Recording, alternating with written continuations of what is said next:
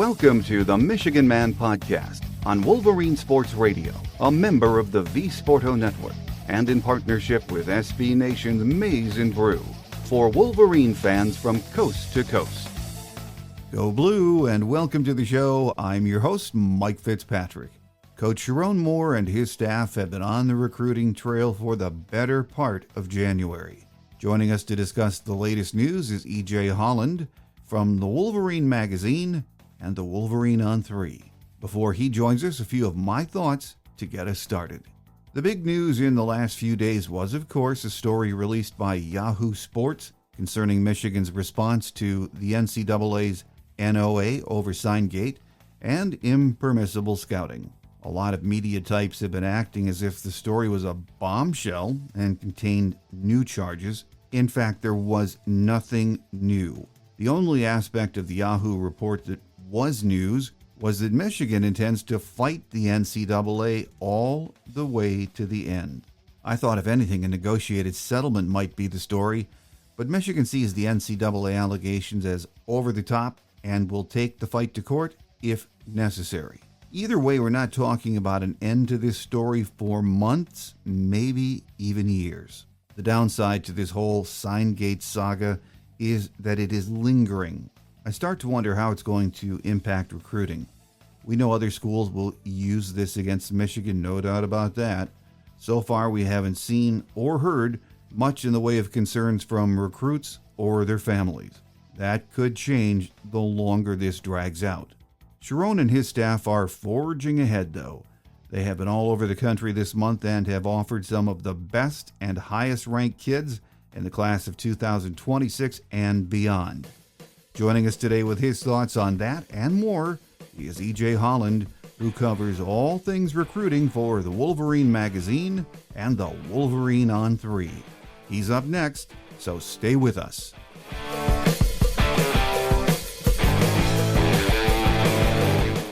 Joining us today with a recruiting update is EJ Holland from the Wolverine magazine and the Wolverine On3. Great to have you back with us, EJ. Yep, thanks for having me. Well, EJ, it's a big recruiting weekend coming up. 5 key recruits will be on campus. Talk about those guys and, where Michigan stands with each of them, if you could. Yeah, definitely. Michigan hasn't really had organized junior days this year. They've kind of been more personalized individual visits. So still a small group. When you look at those 5, one of them is a transfer portal target. So only 4 real offered recruits coming to campus this weekend, along with Notre Dame transfer offensive lineman Pat Coogan. Now, things change so fast in the transfer portal that, by the time you're hearing this, who knows what could be going on with Pat Coogan. But as we're recording this, he is down to Michigan and Indiana.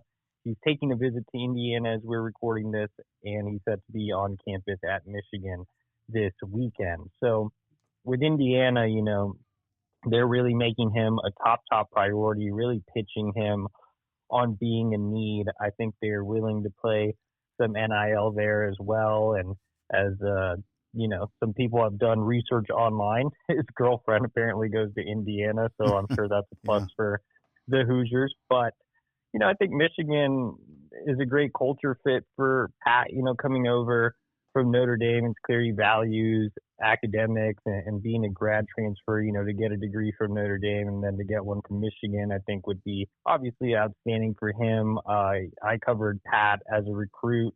He played more tackle in high school, but I always projected him as an interior offensive lineman. Really liked his game in the interior, and I thought, he was a great kid to cover as well. And, as the years have gone by, he's obviously filled that projection. He started more than 20 games at Notre Dame at both guard and center. And when you look at Michigan, Greg Crippen obviously wasn't the full-time starter at center last year. He could push him for the starting job. They need help at guard. Obviously, they brought in Lawrence Hattar, a Ferris State transfer, but he's making a big jump from D2 to, the winningest program of all time. And then on top of that, he can't take part in spring ball. So I think Coogan could fill one of the guard spots as well.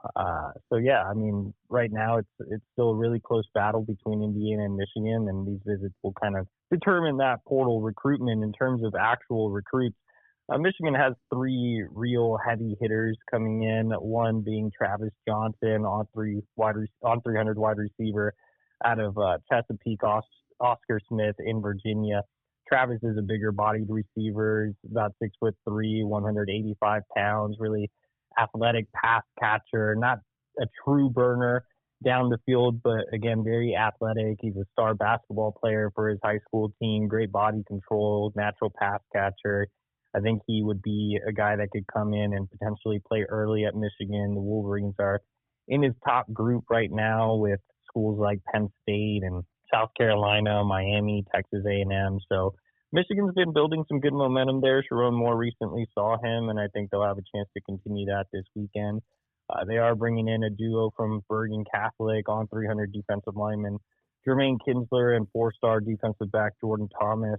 Jermaine Kinsler is a really long, athletic interior defensive lineman, kind of in the same mold as transferred Damon Payne.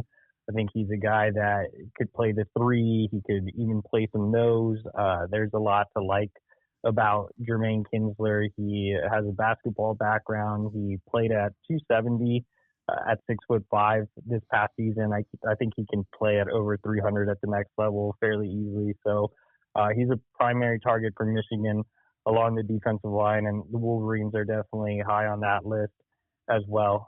Same goes for Jordan Thomas. Michigan hosted both Thomas and Kinsler in September, and they're also high on the list for Thomas. He's a versatile defensive back, plays a lot of corner for Bergen Catholic, which is obviously one of the premier programs in the Northeast, but he can move around in the secondary. I think he would be a good fit as a nickel. He can play some safety, has good ball skills, instincts, really high floor player on the back end. So I think all of those guys really fit Michigan on and off the field, and there's a reason all three are really high on the board early on for 26. There had also been talk about Rocco Spindler, who's a local kid from Metro Detroit, another Notre Dame guy. I know he's very interested in Nebraska too. So are we still in play for him, or is he probably headed somewhere else? Yeah, I think with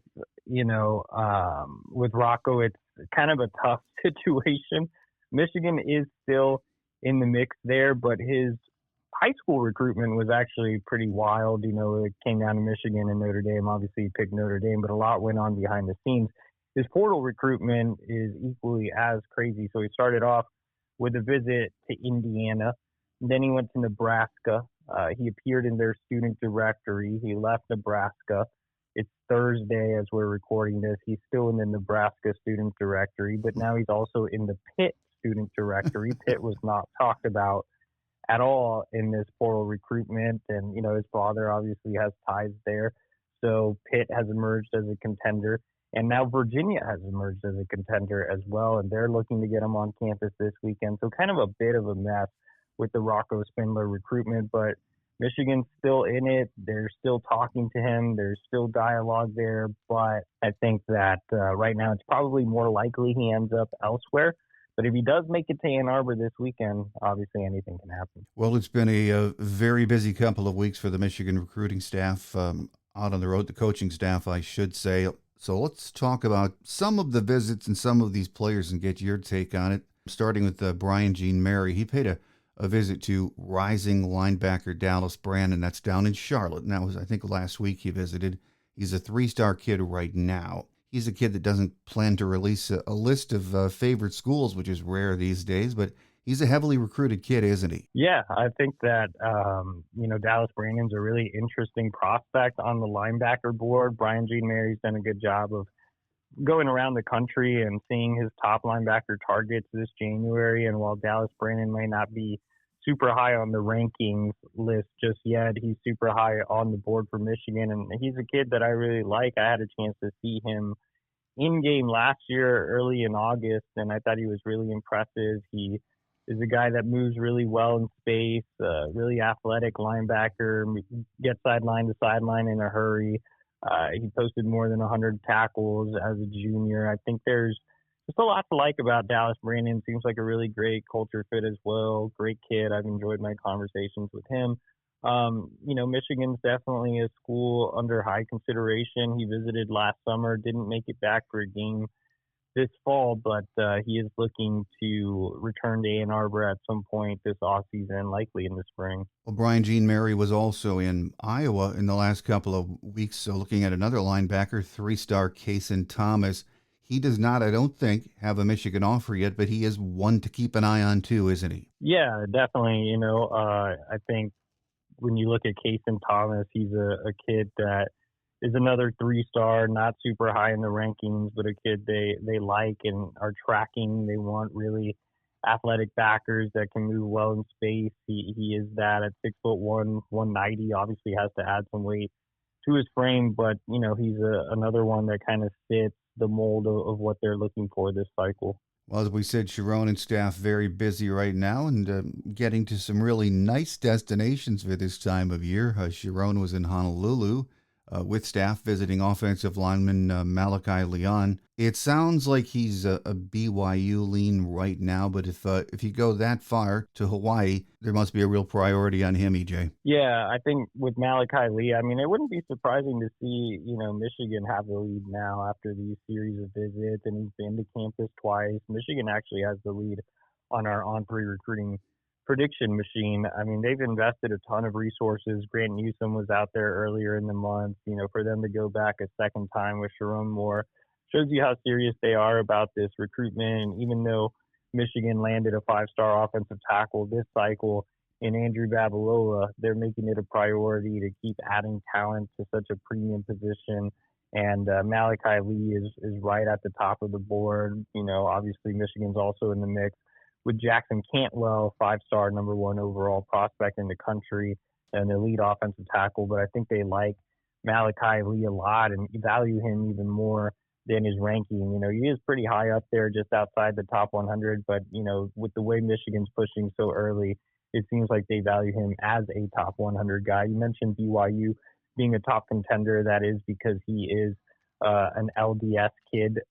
But unlike most LDS kids, he will not be taking a 2-year mission upon graduation. He'll be staying in the 2026 recruiting class. So obviously makes him even more imperative for Michigan. I think the Wolverines are right up there. I think BYU with the religious connection and affiliation will be tough to beat, but I like what Michigan's done, and like I said, I wouldn't be surprised if Michigan has the advantage over BYU right now. Well, we talked about a few of the linebackers Michigan is interested in just a minute or two ago, but Sherrone and Sean McGee were also in Arizona visiting 3-star linebacker Hudson Dunn, who's originally from the Metro Detroit area.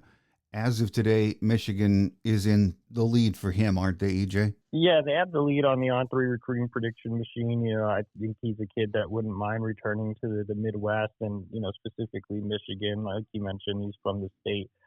He wouldn't mind returning to play his college ball there. I think that he's another guy, 6'1", 210. He's a guy that fits that mold of what they're looking for. I think he's a guy that can fill the Will or the Mike spot. But he's been building up a great relationship with the staff. He visited Michigan twice already, including for the game against Michigan State. So, yeah, I mean, I think the Wolverines are right up there with Penn State, Oklahoma, Oregon, and a few others. Lamar Morgan was in Tennessee. He saw Clemson commit Shavar Young. He's a corner. It sounds like he's still listening to other schools' pitches too, doesn't it, EJ? Yeah, so he was in Tennessee seeing 2 corners committed elsewhere, one being Shavar Young, who you mentioned committed to Clemson, and the other being fellow on 300 cornerback Chasten Smith, who is committed to Notre Dame. So Michigan looking to make a move with both of those guys. With Shavar, he has been to Michigan in the past, but that was when Steve Klingscale was leading the way in his recruitment. Klingscale obviously no longer on staff, so he has to rebuild that relationship with Morgan, but that's coming along well. Morgan had a chance to spend time with Young after his basketball game earlier this week, met with him and his mother, made a positive impression, so they're certainly trying to get him back on campus in the spring. And then on the flip side of the coin, with Chasten Smith, I had a chance to catch up with his older brother, who also serves with as his trainer. And he told me that the Lamar Morgan actually made an in-home visit with Chasten Smith, so they had a chance to sit down and talk and really get into some in-depth conversations. He told me that in-home visit went extremely well. So Notre Dame has a track record of loading up with kids early, and then you kind of see their class fall apart a bit. So they always have guys flipping out, so I wouldn't be surprised if Michigan's able to make a move there as well. Well, defensive line coach Lou Esposito was down at Pensacola Catholic, actually, to visit edge Trenton Henderson. And Michigan offered him last year, but it appears Auburn right now is in the lead for his services. But they would really like to get him on campus for a visit, wouldn't they? Yeah, Trenton Henderson's one of the elite edge prospects this cycle. He's in the 5-star range early on. I think right now a lot of the SEC schools have his attention, along with Miami, which is obviously a home state program. I think that, Florida State's obviously another, with him being from Pensacola, not too far away from Tallahassee. But, Michigan can sell elite edge production. Lou Esposito can sell his track record of development, even dating back to his time at Western. So, Michigan's trying here. They obviously have to get him on campus. He's never been to Ann Arbor, and that's the hope for this spring. But he's going to be a tough pull out of the Southeast. Well, we've been hearing a lot about former Bama commit, 5-star offensive lineman Ty Haywood. Is Michigan close to winning a commit from him? Yeah, so we've been talking about, 2026 recruiting, but Ty Haywood remains the lone target in the 2025 recruiting class. Mm-hmm. And I think that, right now there's no reason for me to change my prediction. I've had it on Michigan since November. The Wolverines have done a fantastic job of recruiting him. They've made multiple trips to Dallas to see him this month. They hosted him for an official visit a couple of weeks ago, checked a lot of boxes for him and his mother. And then you have the NIL piece. Michigan has been willing to put together some strong NIL packages. Some of the same people that were involved with the Bryce Underwood deal are involved with Ty Haywood's, NIL negotiations. I think Michigan is exceeding what other schools like Texas Tech and Florida State have been putting on the table. So right now it's pretty smooth sailing for Michigan. The late signing period opens next Wednesday. This decision will come soon, whether it's on Wednesday or before that. But right now, Michigan continues to trend in the right direction, and he would give the Wolverines another elite offensive lineman. I mean, both Ty Haywood and Andrew Babalola, those are your cornerstones for, protecting Bryce Underwood up front. Last week, you did a piece, I think it was last week, about Michigan prepping to make an NIL run at 5-star Ohio State commit receiver Chris Henry Jr. out at Mater Dei. And I think we're taping on Thursday. I think it was Wednesday, that Sherrone was out to visit him. Do you think Michigan is really going to have a shot at flipping him? Yeah, obviously it's going to be a tough flip. Ohio State has a great track record of producing high-end wide receivers. Brian Hartline does a fantastic job of recruiting and developing guys. Obviously that offense is very wide receiver friendly, but Chris Henry, has kept his recruitment open. He's visited other schools. He's taking hard looks at programs like Miami, Tennessee, Texas A&M, Oregon. All those schools have one thing in common: it's NIL. Obviously, all of those teams are major players in that arena, and Michigan has become a major player in the NIL space as well. So, it'd be smart to go after Chris Henry. Mm-hmm. Even if you don't get him, you at least drive up the price for your rivals and make them pay more. Yeah. But on top of that, he's the number one wide receiver in the country. You just invested millions of dollars in your quarterback. You need to get him somebody to throw the ball to. Right now, if the wide receiver room isn't very strong, the transfer portal haul was underwhelming. I think you need to land a high-end wide receiver in 26. So, I think they'll shoot their shot with Chris Henry, as they should. I know a lot of people don't expect Michigan to have a chance, and I'm not saying Michigan's going to land him, but I think they'll at least make the run. They'll at least have those conversations, and there's a reason I wrote about him on Monday and Sherrone Moore saw him on Wednesday. So, I didn't just try to make things up or drive off-season headlines. I mean, the head coach went to see him 2 days later. So I wrote about him for a reason. Like I said, I'm not guaranteeing that Michigan will even become a major contender, but I think they will have some conversations. It's just January. There's Oh, a yeah. long way to go to December. Yeah, we're very early in the process for the class of 26. Other than some of the names we've already touched on in the last few minutes, who are some of the other big time recruits Michigan is maybe gaining traction with? Yeah, so for 26, I think if you look at the quarterback position, Chip Lindsey is still resetting the board there. But as we're recording this, Sherrone Moore is actually in California right now, seeing Brady Smigel, who was committed to Florida State. He's a top 100 quarterback, and Michigan's high on his list, along with Ohio State, Michigan State, Washington, and a few others. So he's a prospect that they had a real shot at landing before they took Brady Hart. Obviously, Hart ended up decommitting after Bryce Underwood committed and reclassed and signed with Texas A&M. So the opportunity is there to get back in the mix with Smigel. There's a pre-existing relationship with Lindsey, who offered Smigel at North Carolina.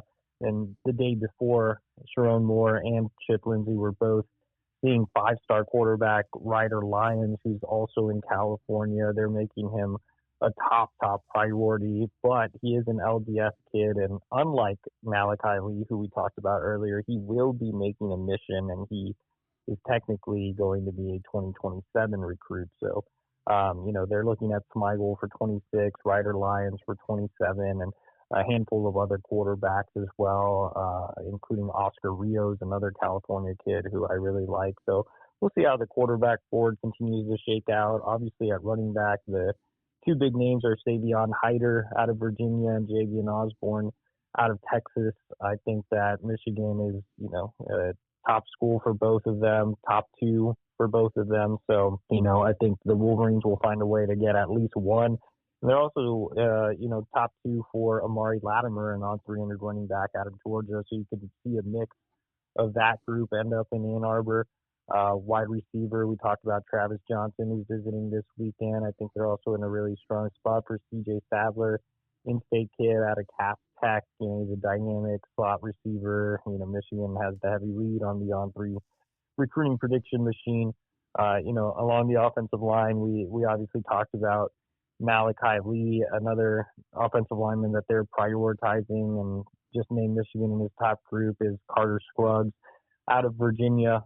They, have hosted him 3 times, and he's set to come back in the spring. Michigan will also get an official visit. Same with Gregory Patrick, who's an in-state kid as well. I think Michigan is in a really good spot there, despite him being a Michigan State legacy. Defensive line, I think, is still defensive line and edge is still kind of shaping out, but some names to know there are Jermaine Kinsler, who we talked about is visiting this weekend. Damari Simeon, who's out of New Jersey. Sherrone Moore just saw him earlier this month. Carter Meadows, really athletic edge out of Gonzaga in Washington, D.C. Sherrone Moore just saw him earlier this month, same school that produced Kainoa Winston. We kind of gave a rundown of linebackers, early on. And then, in the secondary, there's just a ton of options. We've talked about Jordan Thomas, who's visiting this weekend, and the kids committed elsewhere like Shavar Young and Chasten Smith. Michigan's also in a good spot for Jaziel Hart, an on-300 cornerback out of Virginia. I would say Michigan's right up there along with Penn State. So, we'll see how that one shakes out. But yeah, that was all off the top of my head, so I'm sure I missed some guys. Well, EJ, at this time last year, many of the Michigan faithful were, lamenting the fact that we just didn't seem to be making NIL headway, and that perception has changed dramatically, of course, since the Bryce Underwood signing. And I know it took a lot of hard work. There were a lot of people involved behind the scenes to amp the NIL program up. But would you say GM Sean McGee is the driving force behind that? Well, I would say he's played a really key role, and I feel like I mentioned that in every article that has to do with NIL. I mean, he's the guy that's kind of putting together the budget and the roster management and how they'll allocate NIL to recruiting, to the portal, to the guys on the team. And, Sean McGee brings a very strong NFL background as well, where he had a chance to, spend time with the Chicago Bears and see how to balance a budget, how to handle the salary cap and things of that nature. And, he's brought that to Michigan. He's also, a guy that I think makes really strong impressions on parents and recruits when they visit and they sit down and they talk about, numbers and NIL and rev share and, what guys can make on the team from outside endorsements and things of that nature. So I think he's a very, very valuable tool. Of course, he's not the guy with the money, so those people are obviously extremely important, whether it's, Allison or other, high-end donors. They're the guys that are the driving force. But I think Sean McGee is definitely running point on all things, NIL from an organization standpoint. Final question before we let you get away then, EJ, and it's, sort of recruiting related, but the NOI story that broke this week from Yahoo about Michigan going to fight vigorously against whatever is going to happen as far as penalties and this whole thing. But my mailbox filled up right away with recruiting concerns because everyone is excited right now with what's happened with NIL, the last recruiting class, and some of the big-time recruits we're in on for the class of 26. The questions I get are, it hasn't impacted recruiting yet, but if this lingers on, do you think that's going to be used as a negative against Michigan in recruiting? Yeah, I think it will. Anytime opposing coaches have firepower, they're going to use it. I think you'll see the usual suspects like a James Franklin at Penn State, use it as ammo. And you saw some recruits express some concern about it last cycle, whether it was, Michael Carroll, who ended up signing with Alabama, or Andrew Olesh, who ended up flipping to Penn State late. So, yeah, I think it'll have some type of impact where other schools will use it as ammunition. I think we're not really going to see a direct recruiting impact to where, it's really negatively affecting Michigan until we kind of learn the details and see what really comes of it. I think our Chris Ballas has been doing a great job of covering it, and he seems pretty optimistic that Michigan will come out of this, not necessarily in a positive light, but I think they'll kind of escape some of the bigger things that are being thrown out there. But we'll see. Like I said, it's definitely not my area of expertise. I know it's being used on the trail against Michigan, but I don't think it's going to severely impact recruiting until we see actual, results if we, get to that point. And who knows how long it'll actually take for those results to be produced. So, kind of just wait and see. That is all we can do. And of course, in the meantime, the recruiting, as we said, it's very early in the process for the class of 2026. So we'll keep an eye on that. And I'm sure we'll have you back very soon. But again, we've enjoyed having EJ Holland with us from the Wolverine magazine and the Wolverine On3. Always informative and interesting to have you join the show, EJ. We thank you, and we look forward to another visit soon. Yeah, thanks, Mike. And anybody that wants to come over to the Wolverine, you can subscribe. It's just $1 for 2 months. Use the promo code UM1. Just had to get that plug in, but thanks for having me, Mike.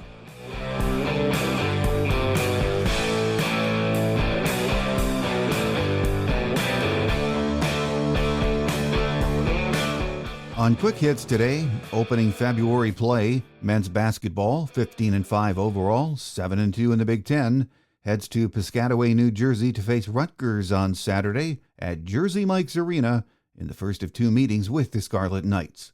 The game is scheduled for a 3:30 p.m. tip, and the contest will be broadcast live on Fox. Vlad Golden, who has been under the weather, is said to be back at 100% and ready to go. Women's basketball took a 4-point lead with 4:13 remaining, but Wisconsin ended the contest on a 12-5 run for an 82-75 Badgers win on Wednesday evening at the Kohl Center. Michigan returns home on Sunday to host Oregon in its annual Pink Game. Tip is set for 12 noon at Chrysler. The ladies are 14-7 overall, 5-5 in Big Ten action. 13th ranked Michigan hockey, 14-10-2 overall, 8-7-1 in Big Ten action, host Penn State this weekend at Yost. The teams face off on Friday at 7 p.m. and again on Saturday at 6 p.m. Friday's game will be streamed live on Big Ten Plus, and Saturday's showdown will be broadcast live on Big Ten Network. Number 19 ranked Michigan wrestling, 5-3 overall, 2-3 in the Big Ten, will host number 4 Ohio State at 2 p.m. on Saturday at Chrysler Center. Michigan leads 72-23 in the all-time series against Ohio State and has claimed 5 of the last 9 meetings, but dropped a 20-19 heartbreaker last season in Columbus. A reminder to like us on Facebook, follow us on Twitter, and please comment or rate us wherever you get your podcast from. Thank you in advance. That does it for another week.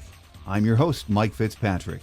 Have a great Wolverine weekend, everyone. Until we meet again, take care, and as always, go blue. Thanks for joining us today on The Michigan Man, here on Wolverine Sports Radio, a member of the V-Sporto Network, and in partnership with SB Nation's Maize and Brew. Our listener lines are open 24/7 for your calls at 313-263-4842. That's 313-263-4842. Or email us at themichiganmanpodcast@yahoo.com. That's themichiganmanpodcast@yahoo.com.